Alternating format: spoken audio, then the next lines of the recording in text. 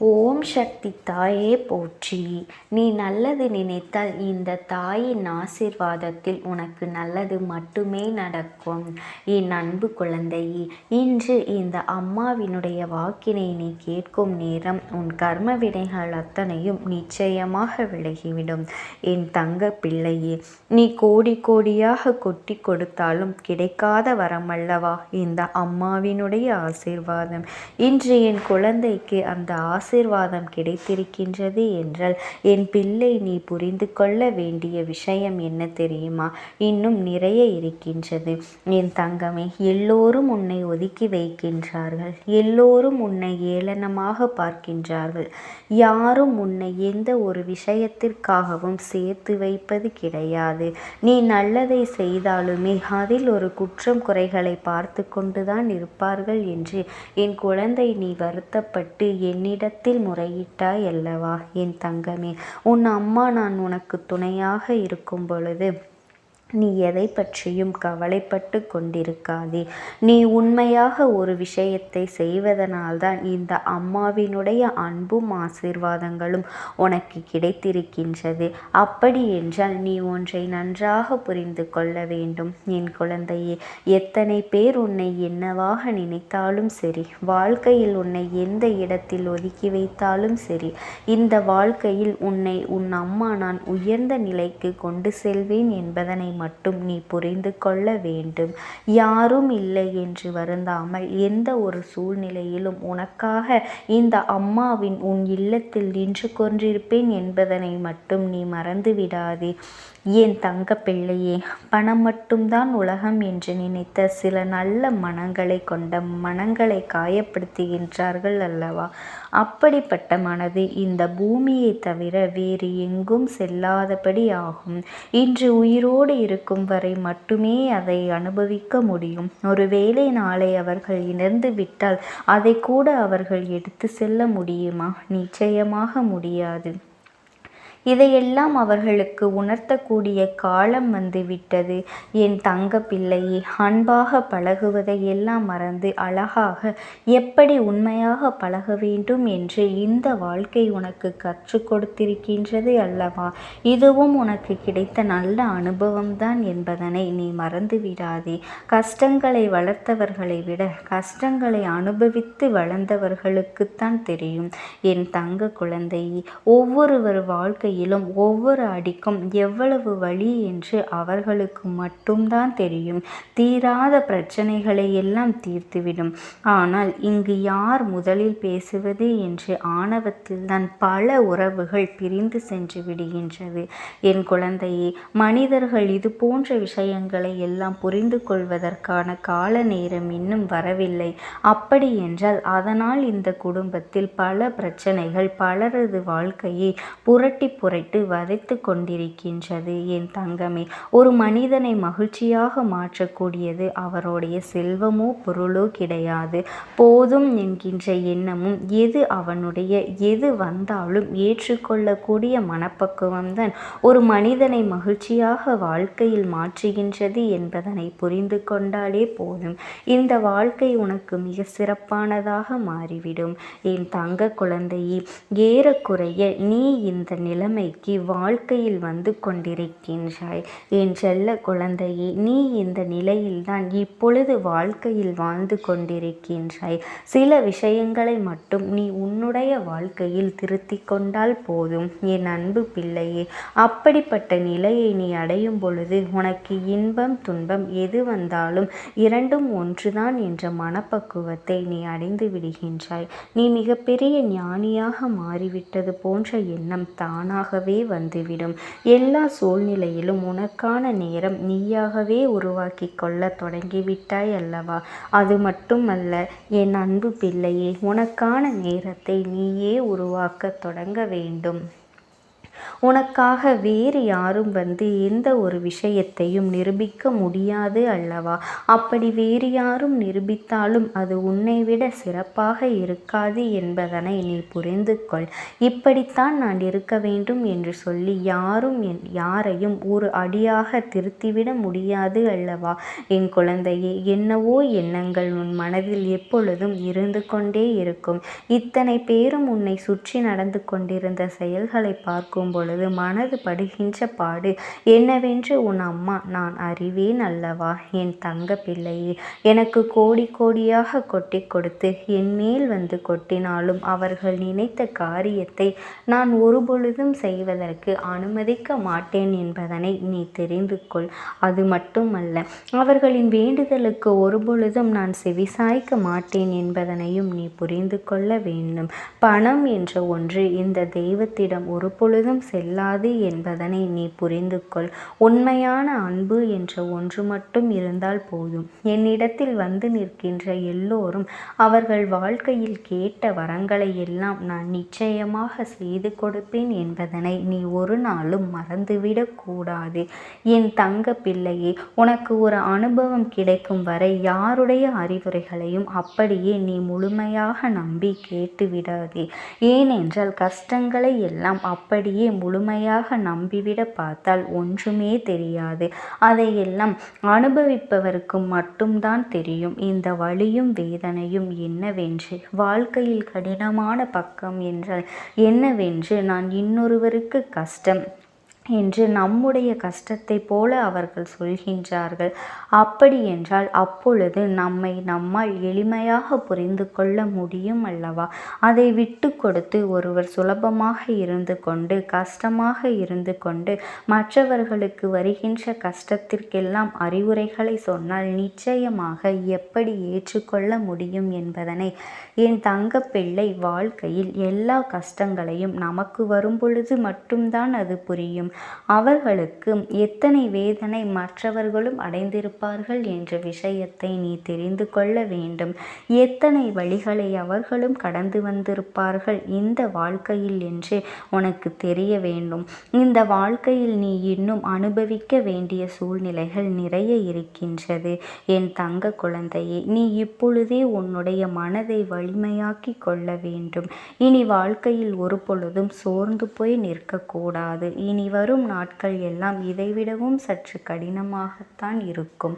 ஆனாலும் நீ கவலைப்படாதே. இது நாள் வரையிலும் நீ அனுபவித்த கஷ்டங்களும் வேதனைகளும் அவற்றையெல்லாம் உன்னை எளிதாக கடந்து வர வைத்துவிடும். என் பிள்ளையே, என்றும் உன் வாழ்க்கையில் உனக்கு நம்பிக்கை குறையக்கூடாது.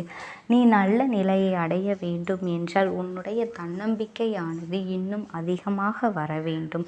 ஒரு பொழுதும் குறைந்துவிடக்கூடாது. நீ வளர்த்து கொள்ள வேண்டும் அல்லவா? அது மட்டுமல்ல என் பிள்ளையே, நீ எல்லா வசதியும் வாய்ப்போடு இருக்க வேண்டும். பணம் நிறைய சம்பாதிக்க வேண்டும் என்று சிந்திக்காமல் வாழ்க்கையில் நிம்மதியாக இருக்க வேண்டும். அன்போடு இருக்க வேண்டும்.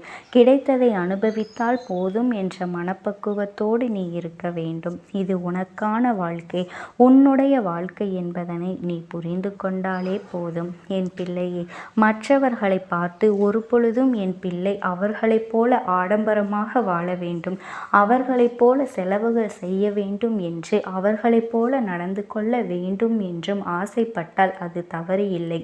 உன்னுடைய சூழ்நிலையை உணர்ந்து கொள்ளாமல் பிடிவாதமாக இதையெல்லாம் செய்யும் பொழுது உனக்கு கஷ்டங்களைத்தான் மேலும் மேலும் வந்து கொண்டிருக்கும் என்பதனை நீ மறந்துவிடாதே. இப்போது உன்னிடத்தில் எது இருக்கின்றதோ அதை வைத்து நீ நிம்மதியாக வாழ வேண்டும். உனக்கான எல்லா செல்வங்களும் உன்னை வந்து சேரும். உனக்கான உயர்ந்த நிலைமையை நீ அடையத்தான் போகின்றாய். ஆனால் தற்பொழுது நீ என்ன நிலையில் இருந்து கொண்டிருக்கின்றாயோ அதை மட்டும் அப்படியே ஏற்றுக்கொள். மற்றவர்களை நம்மை பார்த்து பொறாமைப்பட வேண்டும் என்பதற்காக சில காரியங்களை எல்லாம் நீ ஒரு பொழுதும் செய்யக்கூடாது, செய்யவே செய்யாது. ஏனென்றால் ஒருவர் வசதியாக இருக்கின்றார்கள் என்றால் நாமும் வசதியாக இருக்க வேண்டும் என்று அவசியமில்லை.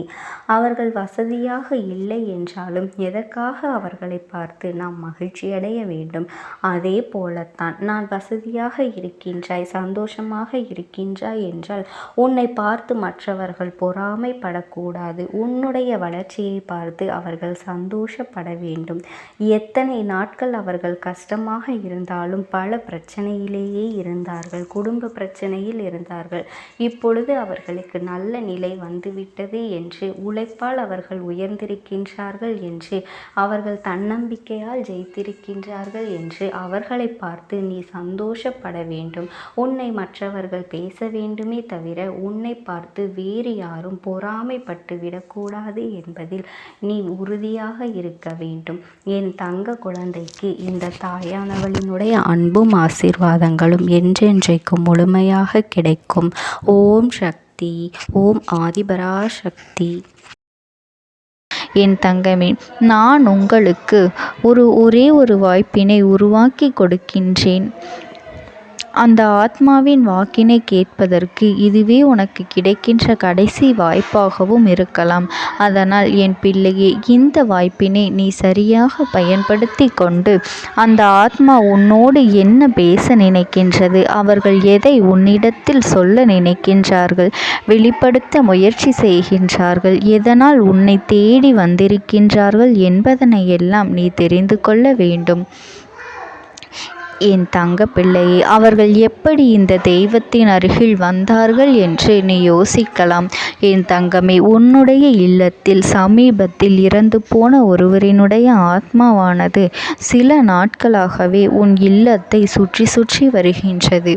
இந்த அம்மா அதனை கண்டுவிட்ட பிறகு, எதற்கு இங்கே சுற்றி கொண்டிருக்கின்றாய்? நீ இருக்க வேண்டிய இடத்தில்தானே இருக்க வேண்டும். என் பிள்ளையின் வீட்டில் உனக்கு என்ன வேலை என்று கேட்ட பொழுதுதான் அந்த ஆத்மா என்னிடத்தில் சொன்ன விஷயம், எனக்கும் என்னிடத்தில் இருக்க வேண்டும் என்றுதான் ஆசையாக இருக்கின்றது. ஆனால் சில விஷயங்கள் என்னை அங்கே செல்ல விடாமல் தடுத்து கொண்டு இருக்கின்றது. எனக்கு என்னுடைய குடும்பத்தில் இருக்கின்றவர்களிடம் பேசியாக வேண்டும். என் மனதில் தோன்றுகின்ற சில விஷயங்களை அவர்களிடத்தில் சொல்லிவிட்டால் நான் மனநிறைவோடு இங்கிருந்து சென்று விடுவேன். சில விஷயங்களை நான் அவர்களோடு பகிர்ந்து கொள்ளாமல் விட்டுவிட்டேன். அதற்கு சரியான நேரம் இப்பொழுது வந்திருக்கின்றது. இப்பொழுதும் சொல்லாமல் நான் சென்று விட்டால் இனி காலம் முழுவதும் என்னால் அவர்களிடத்தில் சொல்லிவிட முடியாது. இதற்கு நீங்கள்தான் துணையாக நிற்க வேண்டும் அம்மா என்று என்னிடத்தில் வாய்ப்பினை ஏற்படுத்தி கொடுக்க வேண்டும் என்று கேட்டது. என் தங்க குழந்தையே, இப்படி இருக்கும் பொழுது அவர்களிடத்தில் சொல்லிவிட முடியாது. அந்த வாய்ப்பினை ஏற்படுத்தி கொடுத்து என் வீட்டில் உள்ளவர்களிடம் பேச வைக்க வேண்டும் என்று என்னிடத்தில் கோரிக்கை வைத்தது. என் தங்கமே, இப்படி மனதிலே எந்த கெட்ட எண்ணங்களும் இல்லாமல் உன் குடும்பத்திற்காக பேச வேண்டும் என்று கேட்ட ஆத்மாவிற்கு நான் அந்த வாய்ப்பு வழங்குவது தானே முறையாக இருக்கும். அதனால் இந்த அம்மா அந்த ஆத்மாவிற்கு அந்த வாய்ப்பினை கொடுக்க முடிவுகள் செய்து இப்பொழுது உன்னோடு பேசுவதற்காக வரவழைத்திருக்கின்றேன். என் பிள்ளையே, அந்த ஆத்மாவானது உன்னிடத்திலே என்ன பேசுகின்றார்கள் என்பதனை நான் என் மூலமாக உன்னிடத்தில் பேசி சொல்கின்றேன். இந்த அம்மாவிடத்திலிருந்து தான் அவர்கள் மனதில் பேச நினைப்பதை எல்லாம் பேச முடியும். என் தங்கமே, நேரடியாக ஒரு ஆத்மாவின் குரலை உன்னால் அத்தனை சுலபமாகவெல்லாம் கேட்டுவிட முடியாது. இந்த அம்மா அதற்காகத்தான் இன்று இந்த உதவியை செய்கின்றேன். என் குடும்பத்தில் இருக்கின்றவர்களிடம் பேச வந்திருக்கின்றேன். உங்கள் எல்லோரையும் நான் இனி காணவே முடியாது என்பதனை நான் உணர்ந்து கொண்டேன். என் வாழ்க்கையில் நிறைவாக இருந்து என்னால் உங்களுக்கு கஷ்டங்கள் வந்தாலும் உங்களால் எனக்கு எந்த கஷ்டங்களும் இதுநாள் வரையிலும் வந்தது கிடையாது. நான் நினைத்தது போல இந்த வாழ்க்கையை அத்தனை சந்தோஷமாக வாழ்ந்து கொண்டுதான் இருந்தேன். என் குடும்பத்தில் இருக்கின்றவர்களிடம் பேச வந்திருக்கின்றேன். உங்கள் எல்லோரையும் இனி நான் காணவே முடியாது என்பதனை நான் உணர்ந்து கொண்டேன். உங்களோடு இருந்த இந்த காலகட்டம் குறைவாக இருந்தாலும் எனக்கு கிடைத்த சந்தோஷங்களும் மகிழ்ச்சியும் ஏராளமாக இருந்தது. அதனால் எனக்கு எந்த ஒரு கவலையும் இதுவரையில் இருந்ததே கிடையாது. நான் நினைத்தது போல இந்த வாழ்க்கையை நான் சந்தோஷமாகத்தான் வாழ்ந்து கொண்டு இருந்தேன். ஆனால் இவ்வளவு காலம் எனக்கு சீக்கிரமாக என்னுடைய ஆயுள் முடிந்துவிடும் என்று எனக்கு முன்பே தெரியாது. அது தெரிந்திருந்தால் நிச்சயமாக என் மனதில் இருக்கின்ற அத்தனை விஷயங்களையும் நான் உங்களிடத்தில் சொல்லியிருப்பேன். ஆனால் எல்லோரும் நினைப்பது போலத்தானே நானும் நினைத்திருந்தேன். எனக்கும் இந்த உலகத்தை விட்டு செல்ல வேண்டும் என்ற ஆசை கிடையாது. மற்றவர்கள் சொல்வது போல எதற்காக பிறந்தோம், நாம் ஏன் பிறந்தோம் என்று ஒரு நாளும் நான் நினைத்தது கிடையாது. வாழ வேண்டும் என்றுதான் ஆசைப்பட்டேன். என்னுடைய ஆசைகள் எல்லாம் நிராசையாகும்படி இந்த உலகத்தில் விட்டு செல்ல வேண்டிய காலகட்டம் கட்டாயம் வந்துவிட்டது. என்னுடைய கடமை இங்கே சரியாக முடிவதற்கு வந்துவிட்டது. இன்று நான் உங்களோடு பேச வந்ததற்கு முக்கியமான காரணம், சில விஷயங்களை எல்லாம் உங்களோடு சொல்லாமல் விட்டுவிட்டேன். எப்படி நடக்கும் என்று தெரியாமல் நான் சில விஷயங்களை செய்தும் முடித்துவிட்டேன். அதற்காக உங்களிடத்தில் நான் மன்னிப்பு கேட்டுக்கொள்கின்றேன். இதை உங்களிடத்தில் பகிர்ந்து கொள்ள வேண்டும் என்றுதான் இன்று நான் வந்திருக்கின்றேன். உங்களை நான் மனதார வணங்குகின்றேன். இந்த வாய்ப்பினை நான் சரியாக பயன்படுத்தி கொள்ள விரும்புகின்றேன். அதனால்தான் என் மனதில் இருக்கின்ற விஷயங்கள் எல்லாம் நான் சொல்லிவிடுகின்றேன். சிறிது நேரம் அமைதியாக அமர்ந்து என்னுடைய வார்த்தைகளை கேட்டாலே போதும். என்னுடைய அன்பினை புரிந்து கொண்டு அதுவே எனக்கு போதும். நான் நிச்சயமாக இங்கிருந்து நல்லபடியாக சென்று விடுவேன். இன்று உங்களோடு பேச வந்ததற்கு ஒரு முக்கியமான காரணம், நான் சில விஷயங்களை சொல்லாமல் விட்டுவிட்டேன். இப்படி நடக்கும் என்று எனக்கு ஒரு நாளும் தெரியாமல் சில விஷயங்களை செய்துவிட்டேன். அதை உங்களிடத்தில் பகிர்ந்து கொள்ளத்தான் வந்திருக்கின்றேன். என் மனதில் நினைக்கின்ற விஷயம் என்ன தெரியுமா? நான் உங்களை நன்றாக பார்த்து கொள்ள வேண்டும்.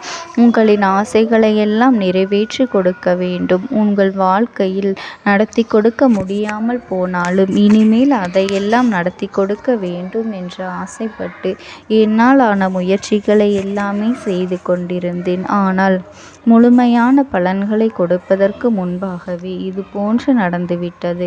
அதனால் நான் ஏதேனும் குற்றம் குறைகள் செய்திருந்தாலும், ஏதேனும் உங்களுக்கு மனதிற்குள் கஷ்டத்தை தந்திருந்தாலும் என்னை மன்னித்து விடுங்கள். நான் எப்பொழுதும் உங்கள் மீது உண்மையான அன்பினைத்தான் வைத்து கொண்டிருக்கின்றேன்.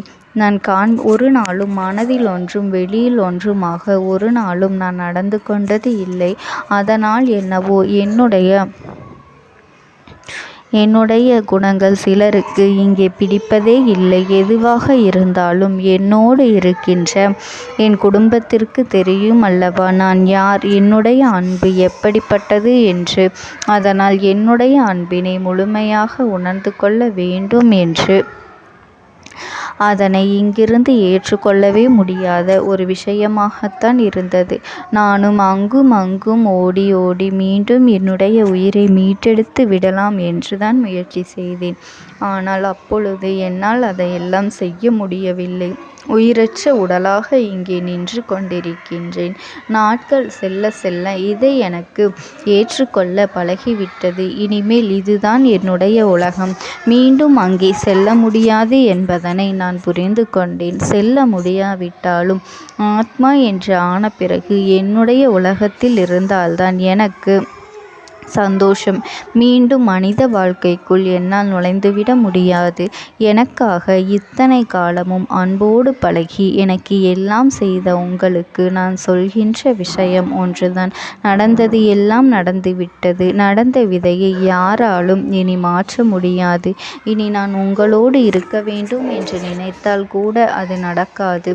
அதனால் இந்த வாழ்க்கையில் நீங்கள் நல்லபடியாக வாழ்ந்து சந்தோஷமாக இருக்க வேண்டும் என்றுதான் அப்போதுதான் அந்த ஆத்மா மனது வேதனைப்பட்டு உன்னோடு பேசுகின்றது. என் தங்க குழந்தையே, யார் உன்னை விட்டு சென்றாலும் இந்த தாயானவளினுடைய அன்பும் ஆசீர்வாதங்களும் உனக்கு என்றென்றைக்குமே முழுமையாக கிடைத்து கொண்டே இருக்கும். அதனால் நீ எதை நினைத்தும் கவலைப்படாதே.